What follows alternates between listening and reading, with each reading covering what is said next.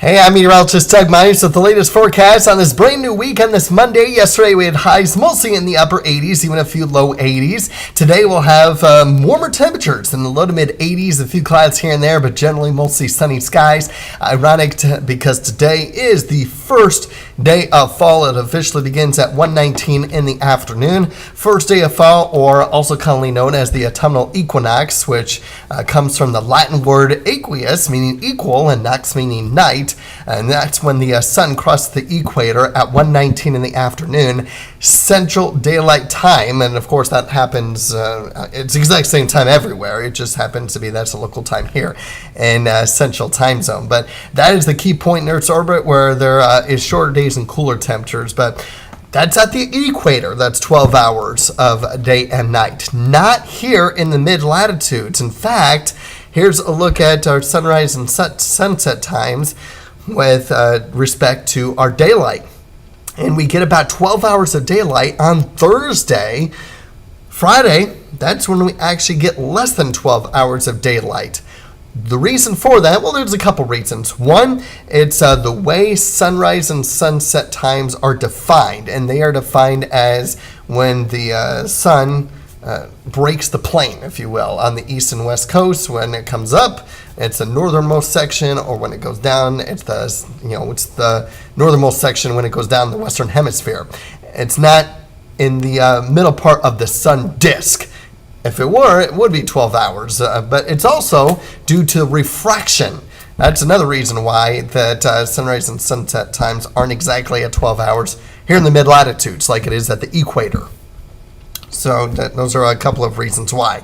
Now, if you're going to be out and about today, that UV index is going to be out at 6. So 30 minutes of burn time. Please make sure you're staying hydrated, staying safe on today, probably being the warmest day of the week on this final day of half of it being officially summer, but for certainly the afternoon hours being the fall when it actually is going to be on the warm side.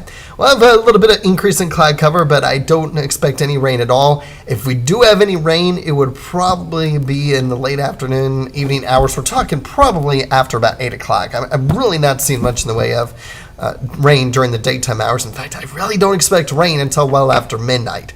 Is there a chance we might get rain before midnight? Yes, but I have a hard time thinking that's going to be the case. We'll keep you updated if that changes, but here's a look at that rainfall late tonight into the day tomorrow. I think it's going to be scattered activity in the morning and then more isolated activity in the afternoon. And then you'll notice that still could have some lingering showers, isolated activity in the evening hours of Thursday.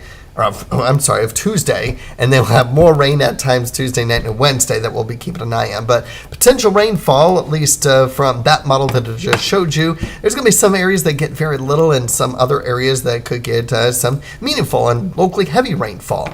But between tonight through Wednesday it's likely when we're going to get the rainfall that we'll have for the next 8 days.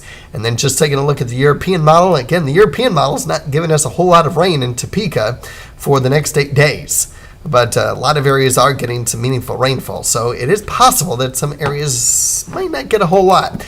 GFS has a little bit lighter rain for several areas, but a little bit more widespread for all of northeast Kansas. So you get the idea that obviously there's going to be some minor differences in the computer models on how much rain to expect, but the bulk of it falling late tonight through Wednesday. Now, at least the daytime hours tomorrow and Wednesday, not to extend to cancel out to plans, but at least have a plan B, especially tomorrow morning. Taking a look at our extended outlooks, we do dry out. Obviously, we do dry out for the rest of this week after that Wednesday chance. Thursday, Friday, the weekend's dry. And that looks to continue to be the case in that 6 to 10 day outlook with the probability of drier than normal conditions. If you're hoping for fall-like temperatures, I mean, the lows get a little bit better towards the end of the weekend, getting down in the 50s, but those highs, because of the sun that we'll have, probably are going to be warming up in the low 80s, a little bit above our average high of upper 70s for that particular time of the year. We're getting close to the end of September. Not seeing much in the way of really fall-like temperatures. Yeah, it does get a little bit cooler for tomorrow and Wednesday, but a lot of that is just because of the rain. It's also very possible that for those that have drier conditions and maybe even a little bit of sun tomorrow and or Wednesday, temperatures are not quite that cool, and it gets closer to the upper 70s, which is where we should be for this time of year. But you get the idea that we'll probably be going to be right at or above average for this time of year for the next 8 days. And the only reason why we might not be, especially with our highs, is because of the rain.